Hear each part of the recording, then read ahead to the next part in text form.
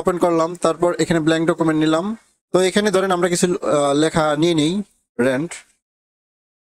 আচ্ছা, ধরেন এই যে আমাদের টেক্সটগুলো নিয়ে নিলাম, এটাকে আমরা ফন্ট চেঞ্জ করবো কিভাবে? এই যে এখানে হোম ট্যাবের অধীনে আপনার এখানে ফন্টের একটা অপশন পাবেন। এই যে এখানে ফন্ট দেখেন, এখানে লেখা আছে ফন্ট। এই যে দেখেন ফন্ট নামে এই হোম ট্যাবের অধীনে ফন্ট নামে একটা অপশন আছে। তো এখানে এসে আপনি আপনার ফন্ট চেঞ্জ করতে পারেন। ধরেন আমি যদি এরিয়াল ব্ল্যাক দিই, এই যে পুরোটা সিলেক্ট করবেন, সিলেক্ট করে এখান থেকে ফন্ট চেঞ্জ করবেন লেটো। তারপরে ধরেন এই যে এখানে বারদানা, আপনি যেটা দিবেন সেটাই চলে আসবে। তবে আপনার সুন্দর লেখার জন্য বারদানা, লেটো, মনসিরাত এগুলা খুব বেশি চলে। জর্জিয়া আপনি এখানে লিখেও দিতে পারেন, জর্জিয়া লিখে দিলেও চলে আসবে।